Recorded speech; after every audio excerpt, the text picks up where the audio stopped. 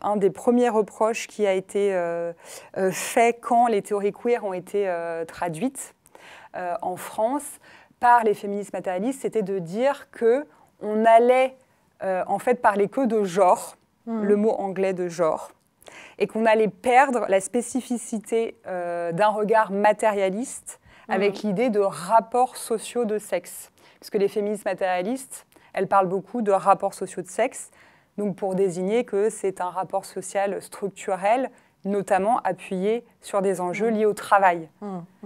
Et donc, il y avait ce premier reproche de dire, avec le terme de genre, en fait, on va perdre l'idée que, avant tout, la domination, elle est matérielle. Ouais. D'accord ? Avec cette idée de rapport social. Je pense que c'est assez clair le reproche que les théories queer adressent au féminisme matérialiste en tant qu'il homogénéise des vécus qui sont toujours des vécus singuliers, particuliers, en fonction de la classe, de la race, de la sexualité, etc.